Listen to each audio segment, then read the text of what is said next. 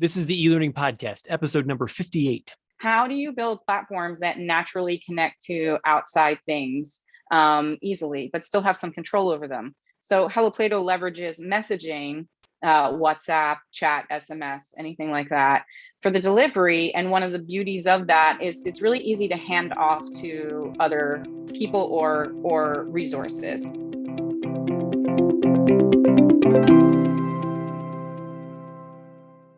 Welcome to the eLearning Podcast. My name's Laddick, and I'm your host from lmspulse.com. My guest for today is Rachel Fisher, co-founder of the AI learning app Hello PLATO. If you have an LMS or an e-learning platform, and you've always wondered how to integrate your students' favorite messaging app in a way that makes sense, this is the conversation for you. After all, wouldn't you rather meet your students right where they love to hang out the most? In this exciting conversation, Rachel and I talk about Hello PLATO and why the best answer Rachel and her team found to simplify the content creation process was by leveraging text messaging interfaces. We also talk about why text-based learning can be a powerful learning medium, capable of creating high levels of engagement and data, often better than popular authoring tools. We also talk about the affordability angle of text-based learning, or why for many students around the world, text-based learning is not just the best e-learning platform, it's the only one available.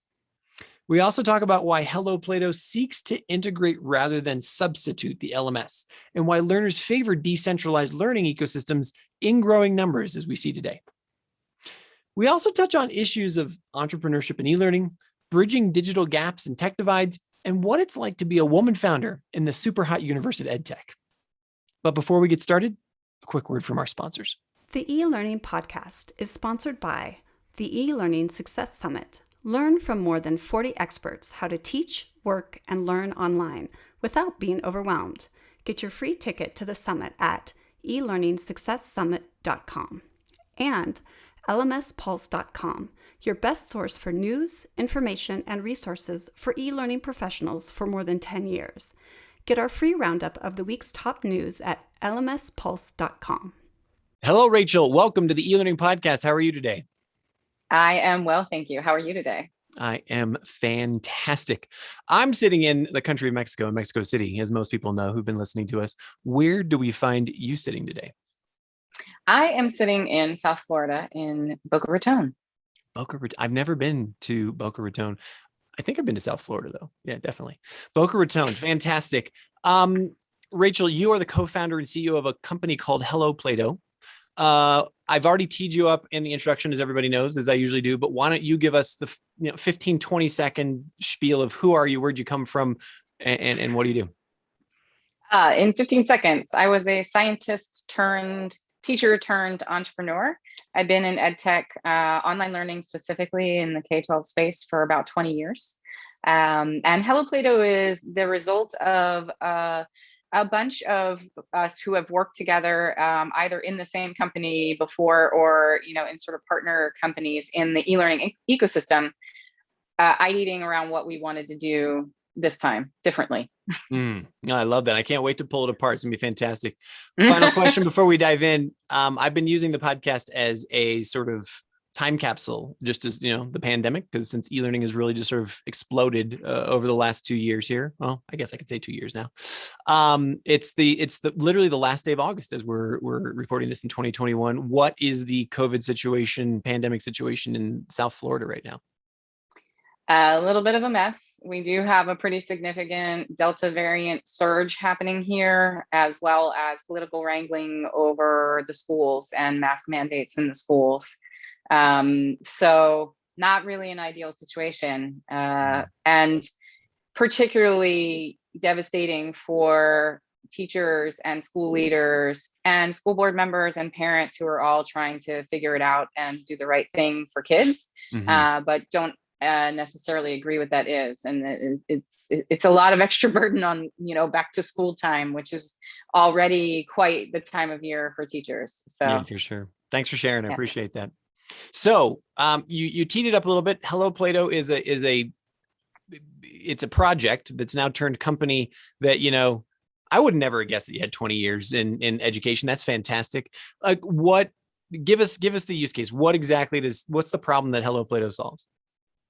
So Hello Plato solves a handful of problems. One was that there were not a lot of tools that were ultra lightweight and simple to use for teachers to quickly create online lessons. We came from years of like Captivate and Articulate and Claro, which are wonderful tools, but people need like instructional design degrees to use these, and they're not built. They're built for corporate. They're not built to be affordable and shared, and they weren't ideal for teachers.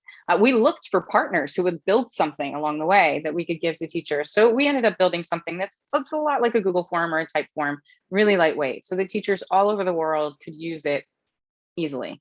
And the second problem we wanted to solve was accessibility. We always knew that there were lots of people out there who weren't able to access online learning the way it existed, pre-COVID.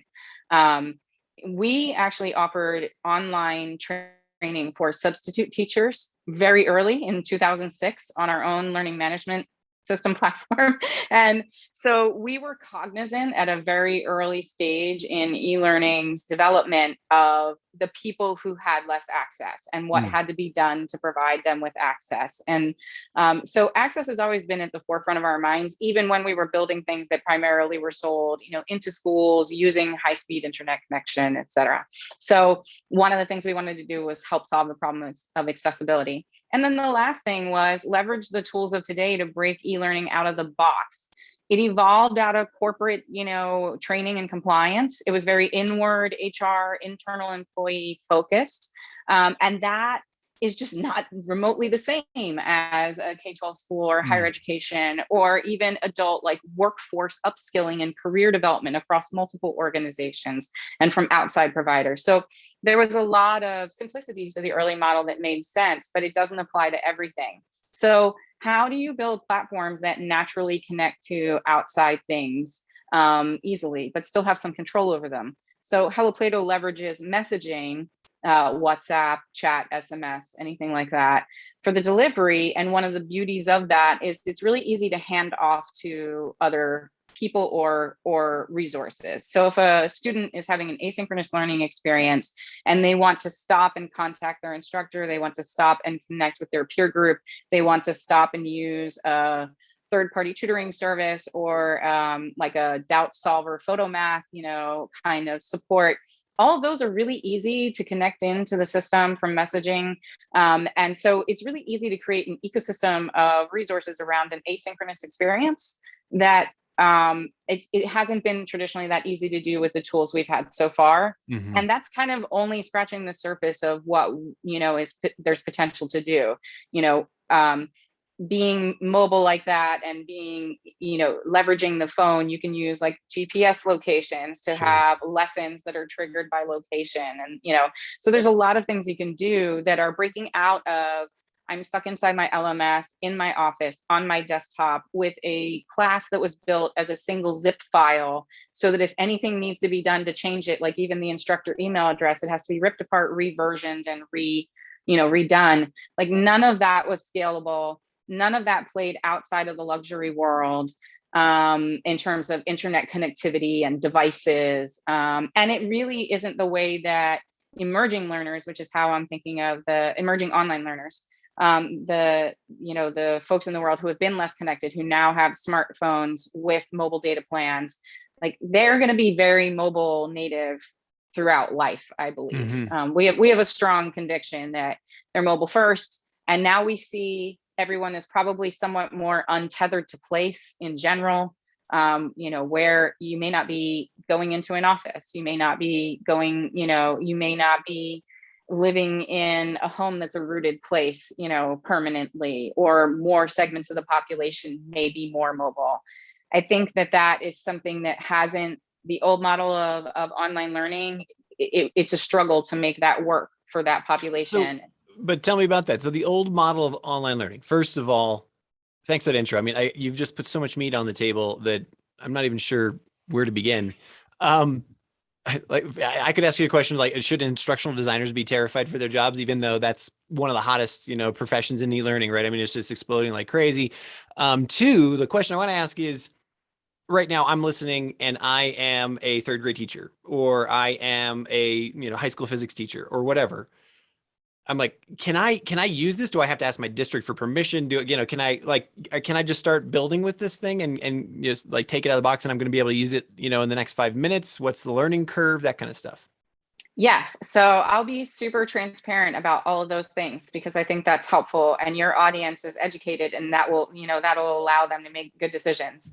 So yes, it is available now for free to teachers. Anyone who wants to serve an instructional role, we're not asking you where you work or making you prove anything. Just go create an account with your email address and you can start using it.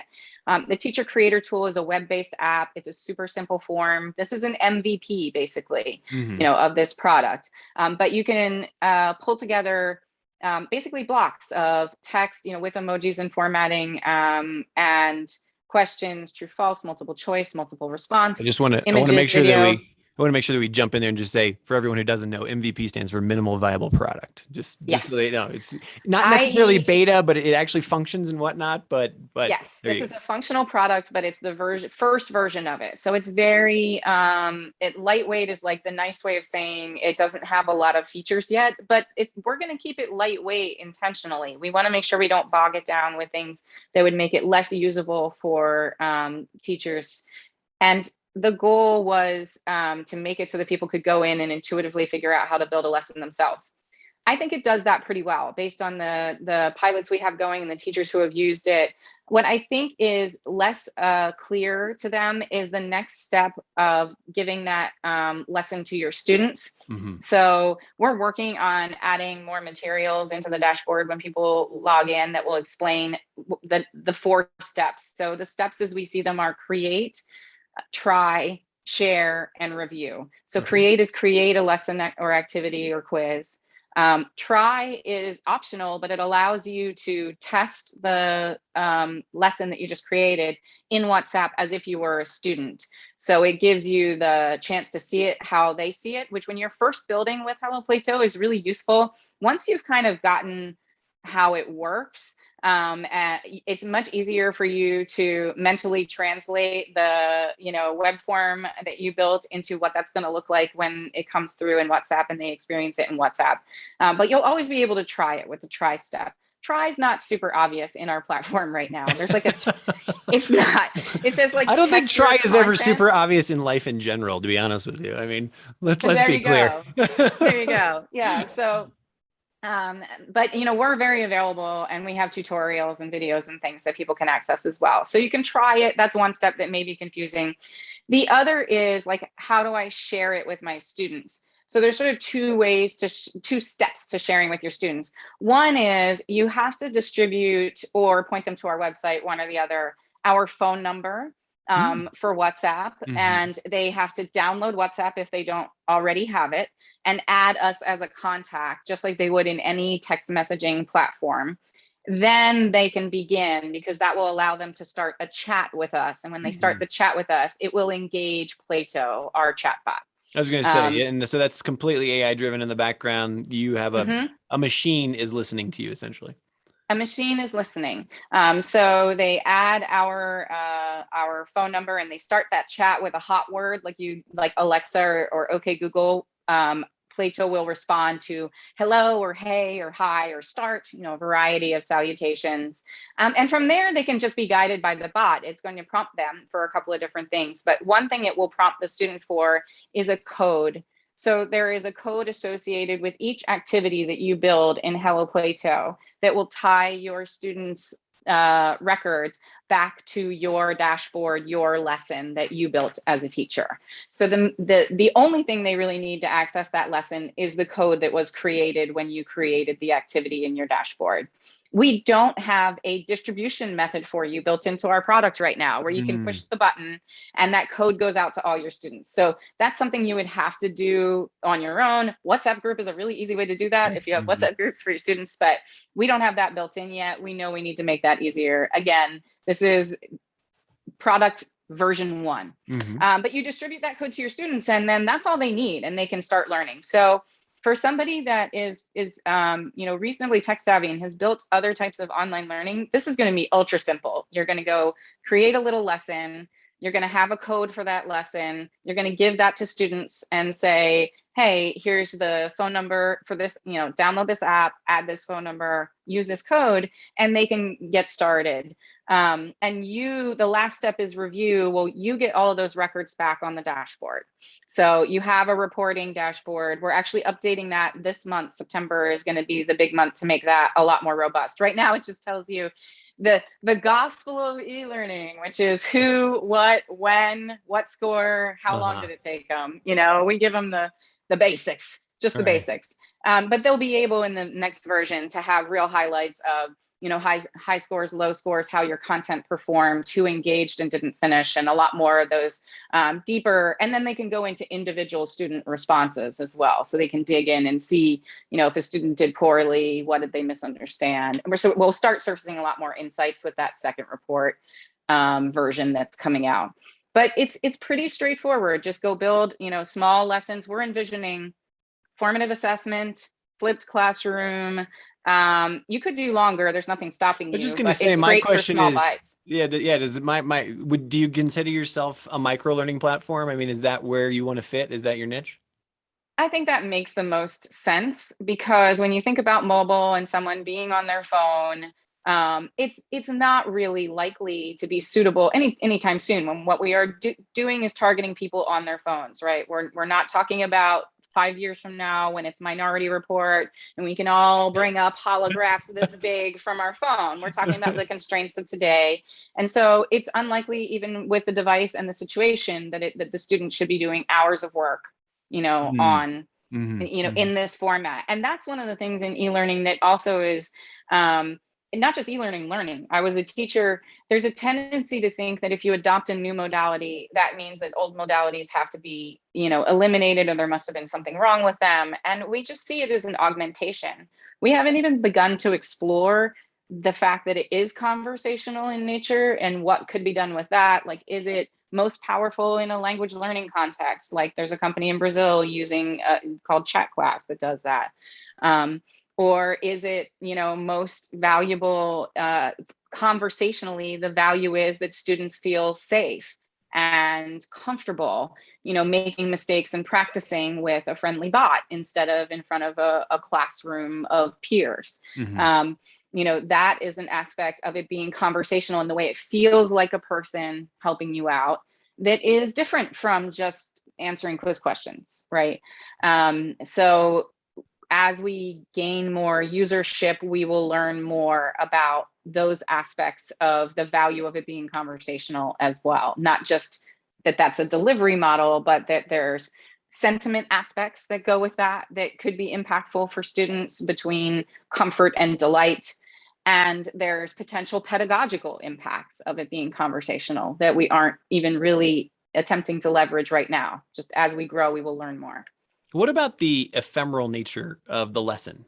I kind of feel like the more conversations I've had over the last year or two, the more that at least people on the cutting edge like yourself are more and more comfortable with is build it quickly, deliver it, and then, okay, if it was fantastic, reuse it or evolve it or whatever. But if it, maybe really what you need right now is, here's how you turn on a Bunsen burner, and that's that. And it can just kind of disappear, or just, we have unlimited server space wherever. Give me your opinion on that. Like, I could see a lot of people in the audience being like, oh my God, I have to keep everything organized. And, this is what a library is for. And like, where does your brain sit with that? Yeah, I mean, we intentionally didn't build a content management system because the goal is to leverage the many lovely content management systems that exist. So as far as people's organizational systems, we don't want to mess with that. What probably makes more sense for us is to make it push button for you to move content that was in another system, like a Canvas, over to Hello PLATO easily. We're already integrated with Google Classroom. We haven't done that piece of the push yet. Instead, we do rostering, and we deliver the data to the Google Classroom dashboard. So it can be all there, but you can still be using Hello PLATO as your delivery method. But we envision a step that would be a push your Google Forms to Hello PLATO, or push your Canvas quizzes to Hello PLATO. That's one logical way to help people that already have stuff that they like and that's organized, that's suitable for delivery in a Hello PLATO kind of format.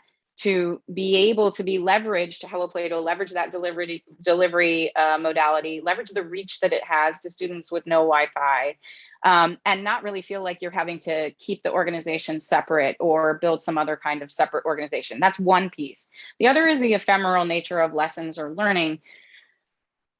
Whew, we had a content company. Like the whole question of how long content should live and which pieces of the content should live that long, and how do we keep up with the fact that what we have to learn changes so fast that it used to be that you had to change your content because it looked old, right?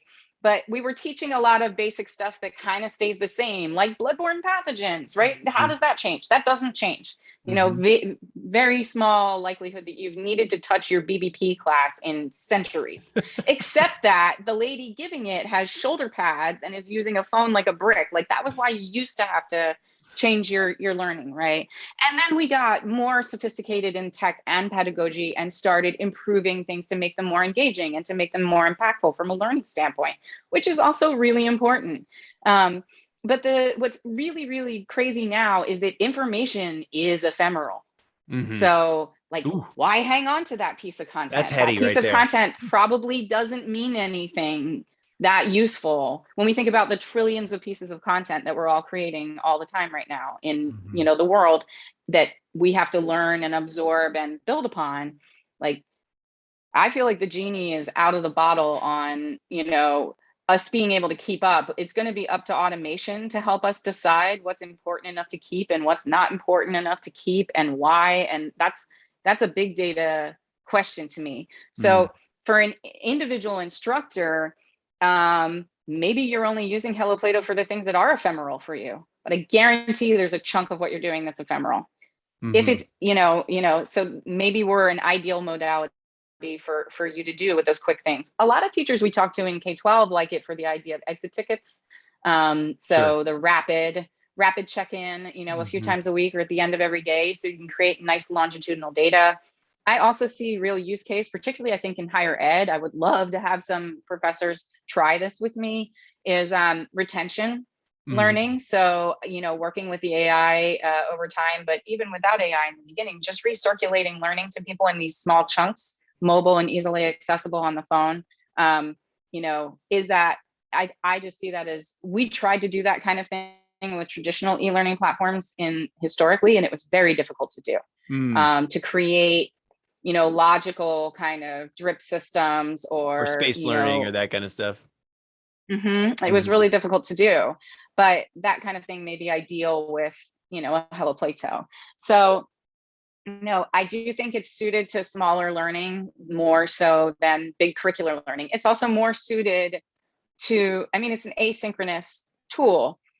The beauty of a messaging app is that it always has video conference built in. You can video synchronously on WhatsApp, one-to-one, one-to-many. So I don't see why instructors couldn't use WhatsApp, with a synchronous aspect to what they're doing, combined with like a Hello Plato lesson.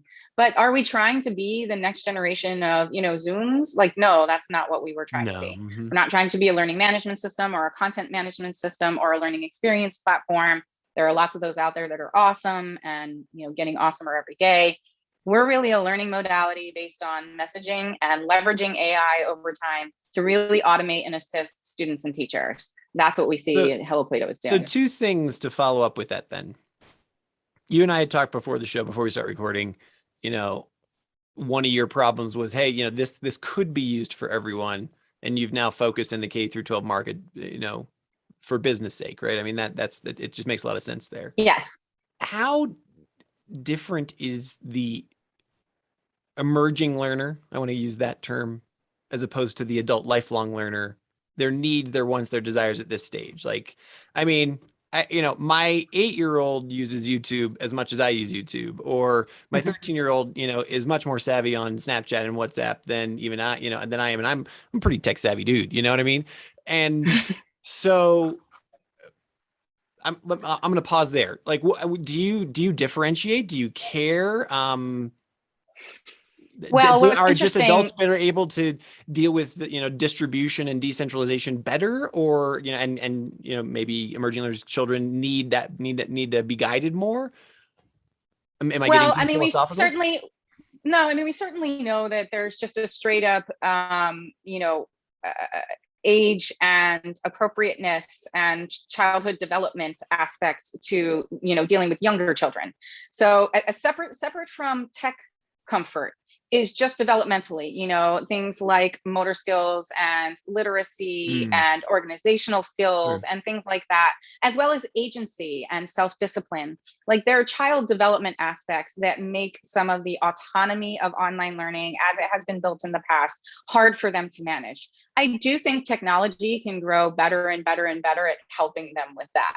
And also exposure increases proficiency. So we've seen a lot of very young children be able to navigate a messy bunch of school apps and passwords and things after a year of practicing it, right? Like so I have friends that have young After children 2 weeks, after 2 weeks of practicing it, while the parents are right, still like, I right, don't know what this thing is. Sure, yeah, right. Mhm. My friend said her 5-year-old like knows how to handle all her like, class links and all that 100%. stuff now. So um, there can be limitations that are associated with child development.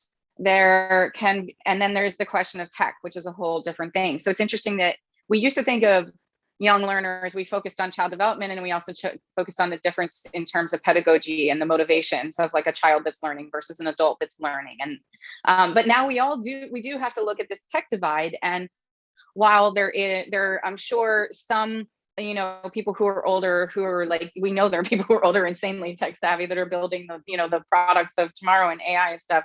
They're, generally speaking, probably there are more older people who are a little bit less comfortable with tech than young people, but young people are very mobile.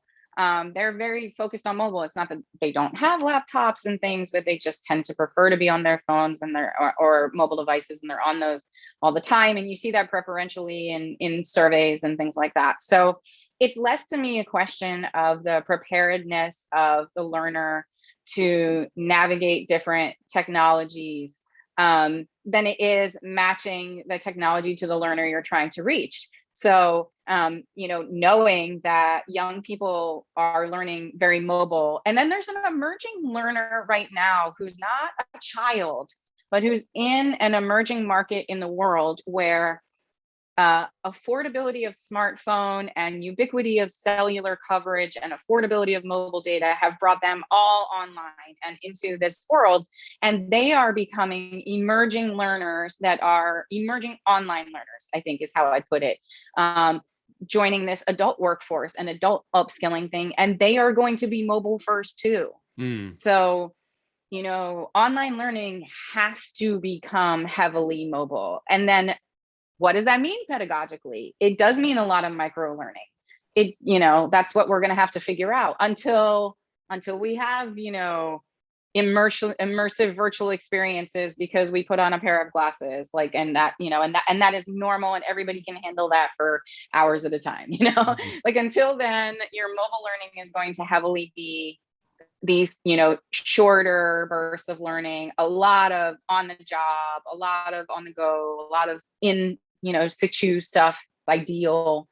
So that's, I think that there are learning modalities that are for everybody, but I would focus a lot on mobile if I were looking at the future personally. Speaking of the future, I want to take a left turn here and talk about you as an edtech innovator.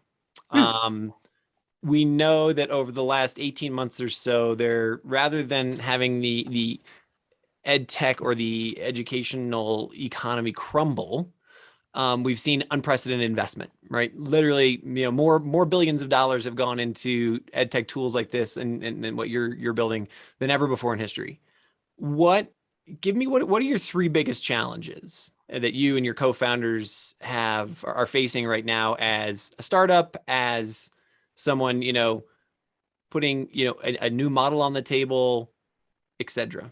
Like That's a go ahead. that's a the second question is very pertinent. I mean, the first is The first thing is always for startup companies, believe it or not, is capital. I mean, until you get to the proof point that would make you solid for a modern day seed or Series A, even though there are lots of funders appearing in that early window, it's very fragmented. It's a lot of work. So, founders are grinding through, angels, and thank goodness for angels, because angels will give you a $25,000 check faster than you can get, $100,000 out of something else. So the capital grind is still there, even with all the investment. It's heavily, I don't know whether people noticed, but it was heavily into later stage. Everyone piled into the stuff that like private equity is already in and was headed for IPO. Like they did that first. And then they started moving down market. And now there's starting to be more investment in seed, and there'll be lots of seed. And we will see a lot of amazing innovation as a result of these billions of dollars. It is a miracle that we have been waiting for, the investment. Obviously, the thing that precipitated it is the worst human tragedy we've had to date. Sure. Pretty much. But the outcome of that for education in the world is going to be huge, because without technology to scale, and I know scale is a word that scares people because it can mean, it literally does mean dehumanization in some ways, right? Make something work for a larger number of people. We usually do that, historically, by removing people. That's not going to work in education. We literally have to figure out how to make the creative, personal, highly complicated process that is learning work at scale.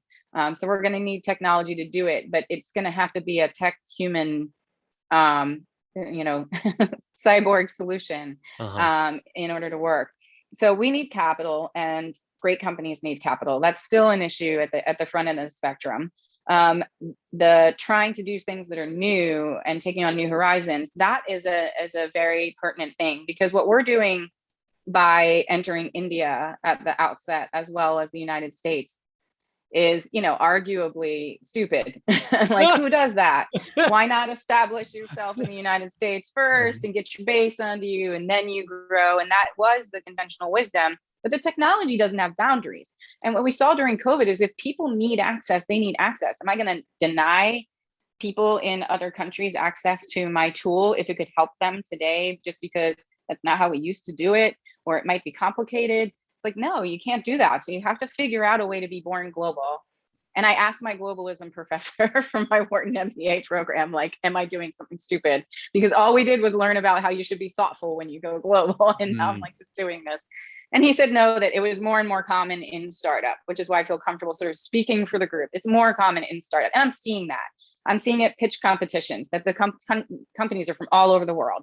Everything that I do that's with founders, they're from all over the world. Well, I mean, how else do you fail fast? I mean, if you want to scale up and get 10,000 users in your pipe immediately, then get them wherever they're sitting, right? I mean, it doesn't, right. Of course, I am biased towards the global lifestyle, as anybody who's listened knows, but at the same time, like, this is also the great, one of the great stories of every startup, where it's like, hey, we thought that we were going to be serving middle-aged women, but it turns out that,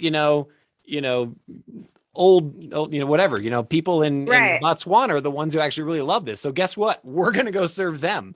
And because we're here to make a difference. And then obviously you need to live as well. Right. So.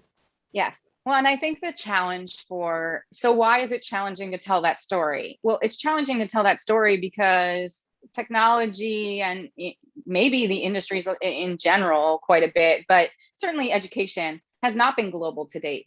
We are only in this last 5 to 10 years, 5 years even, seeing VCs that were traditionally investing in the US and maybe Europe investing directly into Indian companies, like not through a partnership not through the expansion of their portfolio companies into India or into Brazil, through direct investment into startups that are born and bred there. That's new. They didn't used to do that. So some of the confusion I get is from investors who are like, I really don't know anything about India. I can't help you there. Like, when you get traction in the US, I can help you there. But that's very siloed. I'm like, it's also very, I find that really interesting. It's a convenient excuse, if you ask me, for an investor to say, I'm not sure how that works. And obviously they want to return, obviously, yes. They want to return. So that's going to be their highest motivator. But at the same time, they live in this world too, and it's very, and so. Well, they're getting there. And so our partners. So that's the whole thing, is the ecosystems were pretty separated. generally speaking. And expansion used to be a slow thing. And often like you would like acquire somebody as your way to like get Right. into another market and stuff.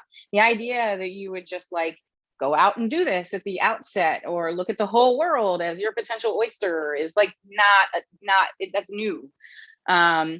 And so it makes sense that but I think I'm encouraged because I do see them starting to make these investments and they're excited about it. I mean, to your point, they want a return. So they're not like ignoring markets that have bells and whistles going off saying I'm a huge potential market. Yeah, but just like everything else, they want right, and they want reasonable predictability, right? I mean, at the end of the day, you want to make 10 bets and get, you need to have 2 that really sing, and okay, maybe the other 8 either fail or don't do so well, or you spin them off or whatever, right? Yeah. Sure, we get that. To me, it's still funny.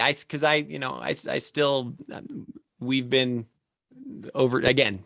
This is not a new story. We've been overseas for 16 years. We're from the States, but we still get questions. It's like, how do you live in a different country? And I'm just like, people, we're in a global world now. That's what it is.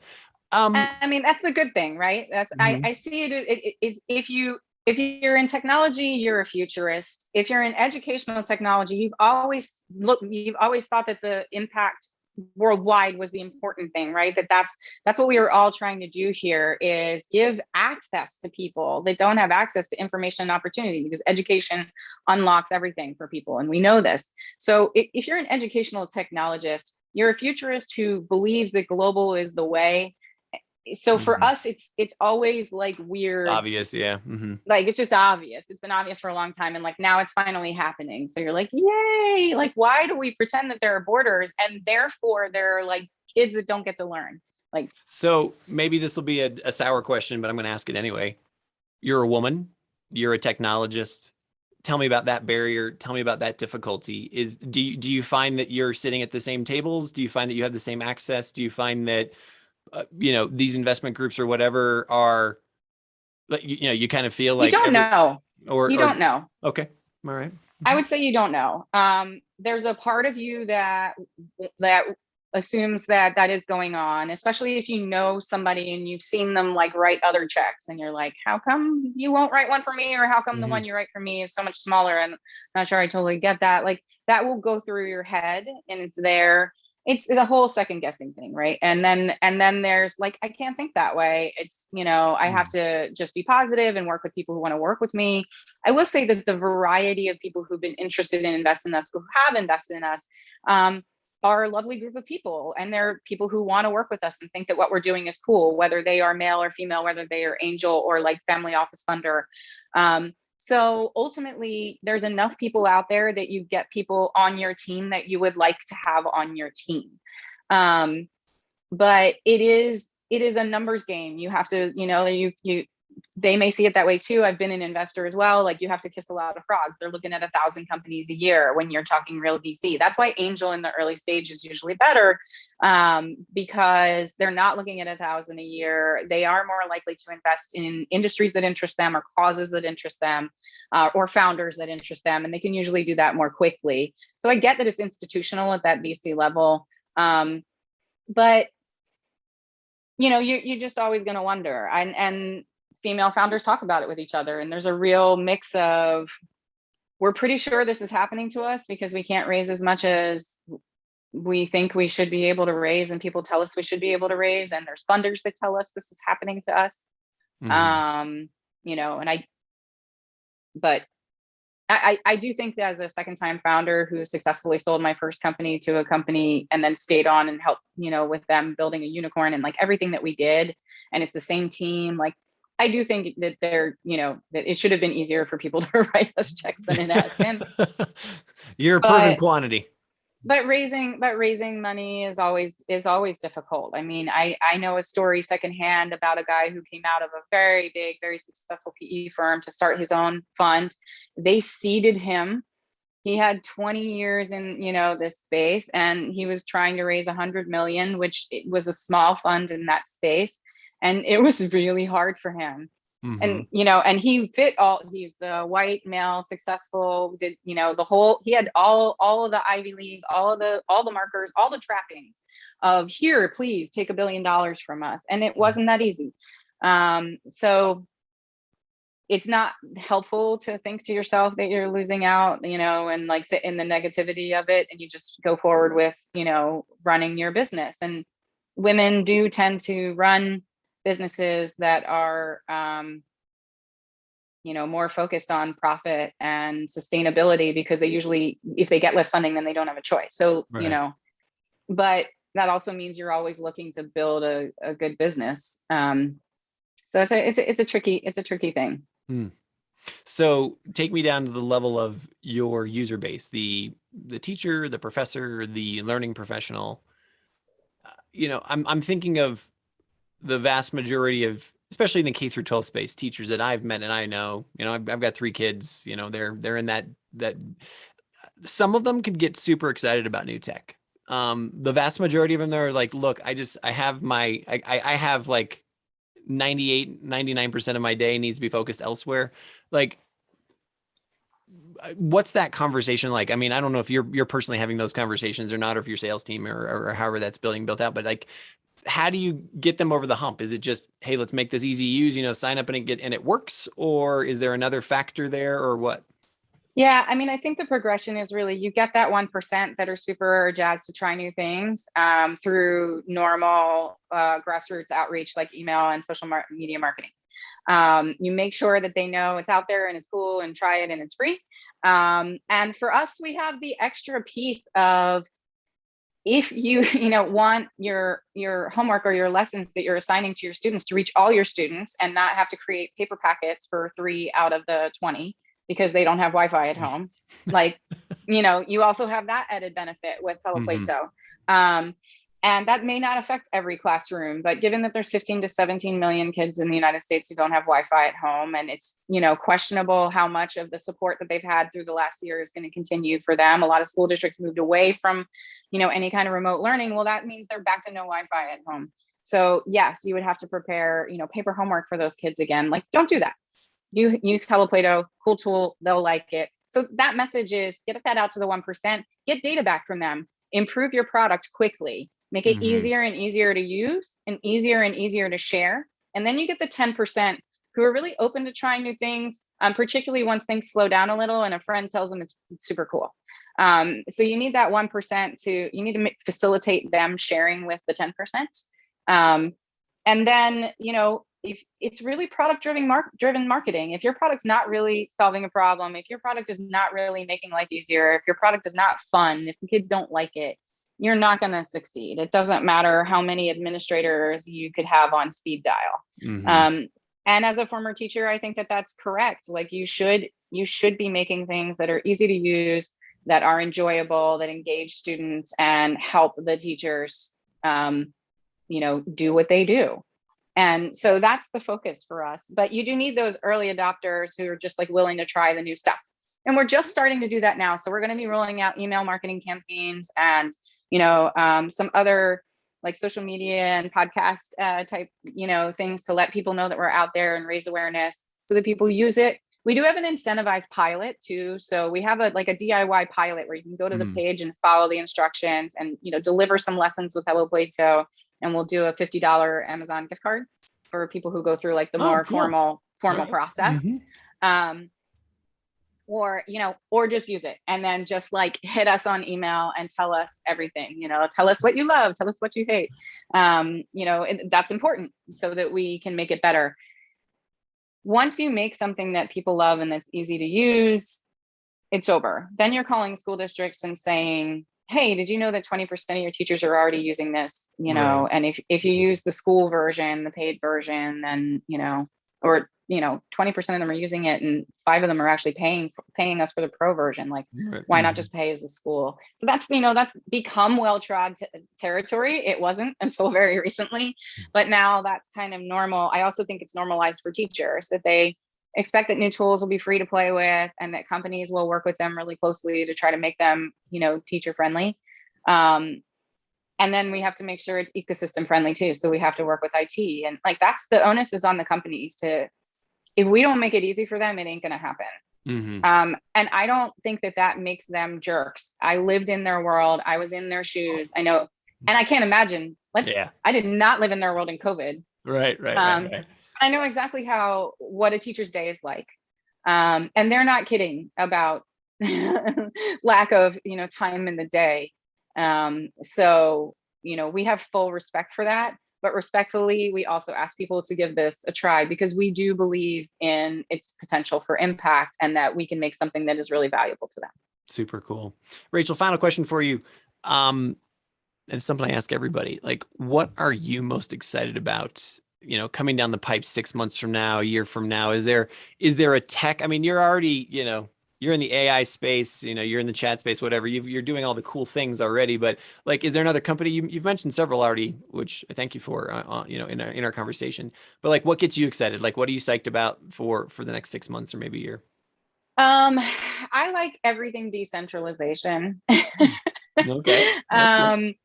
So I'm just, I'm interested in what goes on in blockchain, and we know a lot about what's going on in blockchain. So I'd like to see ways that blockchain economies could be used to benefit, education. So that's like way down the line. That's not like way down the line in tech world, which is probably only like 5 years, but,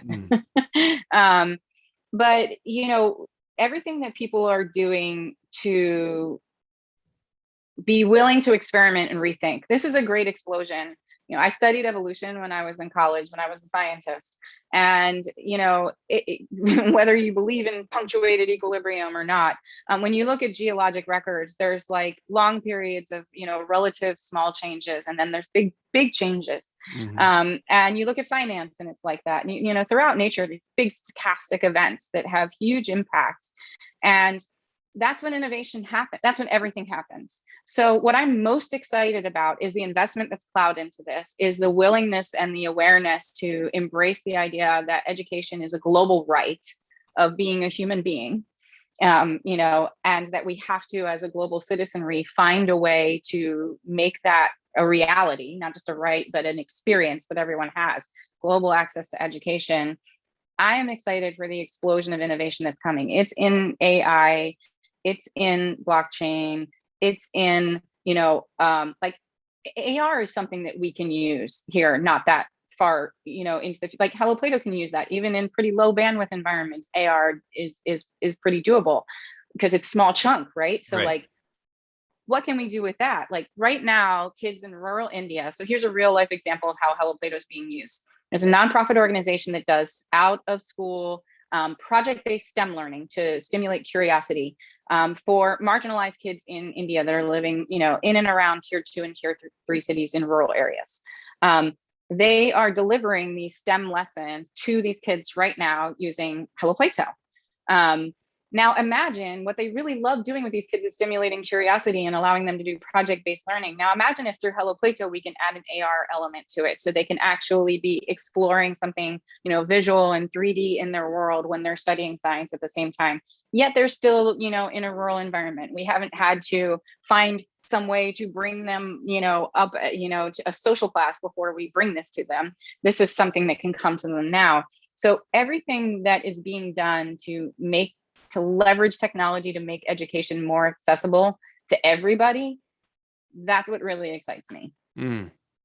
Rachel Fisher, the co-founder and CEO of Hello Plato, thank you so much. It's super energetic conversation. I loved it. I hope that I get to circle back with you in a year or so and see where you're at. Yeah, I hope so too. And by then, maybe I can actually just visit you in Mexico City in person, and we can do that. That would be great. Come on down. The tacos and tequila are waiting. All right. Thank you so much. Oh man, you had me at tacos and tequila. Take care. Bye-bye. Thanks again for tuning into today's episode of the eLearning Podcast. If you like what you heard, please do me the favor of following us on LinkedIn, Twitter, or whichever social media you prefer. Also, if you're interested in diving deeper on e-learning, I encourage you to get your free ticket to the eLearning Success Summit, where there are more than 70 hours of presentations on best practices. Just go to eLearningSuccessSummit.com. And then finally, for the latest news, information, and resources about e-learning, come subscribe to our newsletter at lmspulse.com. Thanks.